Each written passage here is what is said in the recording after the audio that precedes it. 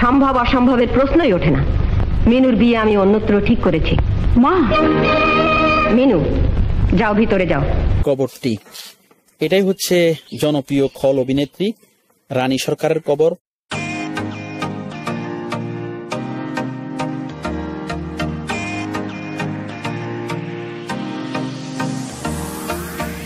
Hello viewers, welcome to Zakir Farad blog channel. Viewers, আমি এখন দাঁড়িয়ে আছি ঢাকার আজিমপুর কবরস্থানে।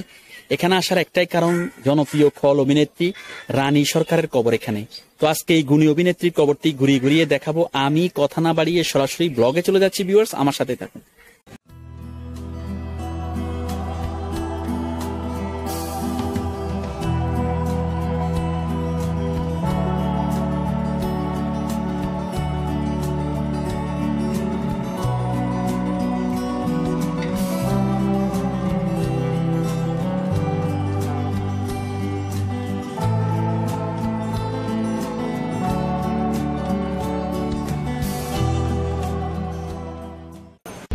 ভুল করেছিলাম, আর তাই বামুন হয়ে তোমাদের চাঁদে হাত দেবার।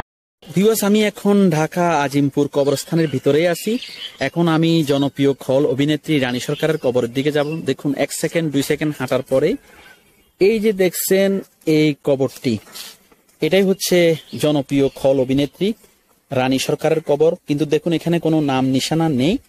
মূলত আজিমপুর অবস্থানে যারা জায়গা ক্রয় করে সেই কবরটাই সংরক্ষিত থাকে।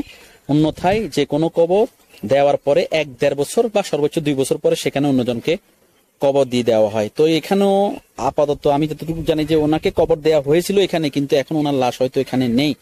এই জায়গায় আরো অনেকজনকে কবর দিয়ে দেওয়া হয়েছে, কারণ এই জায়গাটি সংরক্ষিত নয়, অর্থাৎ ক্রয় করা হয়নি।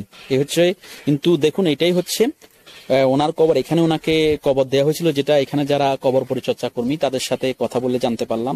অনেক বড় একজন গুণী। আমি নিজে যাচ্ছি। মিনু, বিয়ের আগে তোমার সে বাড়িতে যাওয়া ভালো দেখায় না।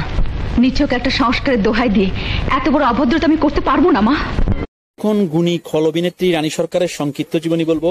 রানী সরকার 1932 সালে খুলনা বিভাগের সাতক্ষীরা জেলার কালীগঞ্জ থানার সোনাতলা গ্রামে জন্মগ্রহণ করেন। তার পিতার নাম হচ্ছে সোলেমান মোল্লা, তার মাতার নাম হচ্ছে আসিয়া খাতুন। আমার মেয়ে, আমার কোনো ছেলে ছিল না বলে বড় দুঃখ ছিল।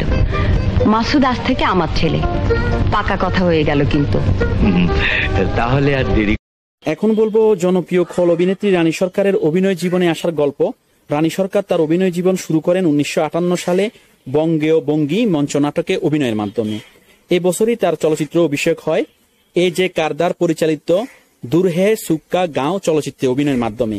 এরপর তিনি 1962 সালে বিখ্যাত চলচ্চিত্রকার এটে শামুর রহমান পরিচালিত উর্দু চলচ্চিত্র চান্দাতে অভিনয় করেন। সেই ছায়াছবির পর থেকে তার পিতৃপ্রদত্ত নাম মেরির বদলে নতুন নাম হয় রানী সরকার। তিনি 250-টিরও অধিক চলচ্চিত্রে অভিনয় করেছিলেন। মিনু প্রাচুর্যের মধ্যে মানুষ। এ অবস্থায় তোমাদের সঙ্গে আত্মীয়তা করতে আমাদের আভিজাত্যে বাধে। গুণী অভিনেত্রী রানী সরকারের মৃত্যু। রানী সরকার দীর্ঘদিন বার্ধক্যজনিত ছাড়াও পিত্তথলিতে পাথর, বাতজ্বর ও নানাবিধ জটিল রোগে আক্রান্ত হয়েছিলেন। তিনি 2018 সালের 7 জুলাই ঢাকার ইডেন মাল্টি কেয়ার হাসপাতালে চিকিৎসাধীন অবস্থায় মৃত্যুবরণ করেন। তাকে মৃত্যুর পর তার ইচ্ছা অনুযায়ী ঢাকার আজিমপুরের এই জায়গাটিতে দাফন করা হয়েছিল। এই ভুলের মাসুল দিতে গিয়ে মিনুর জীবনটা নষ্ট হয়ে যাবে। আমার মেয়ের ভালো মন্দ আমি বুঝবো, তুমি এখন আসতে পারো।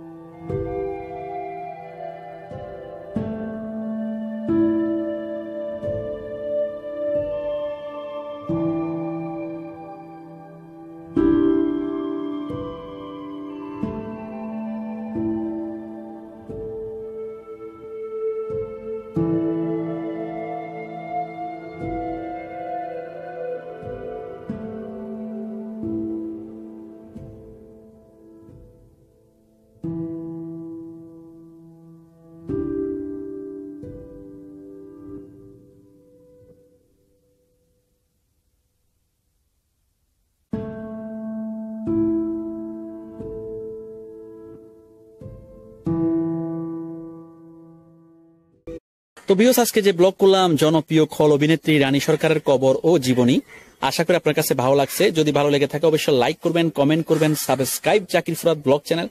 নতুন দিনে নতুন ভিডিও নিয়ে আবার হাজির হব। সবাইকে ধন্যবাদ। আল্লাহ হাফেজ।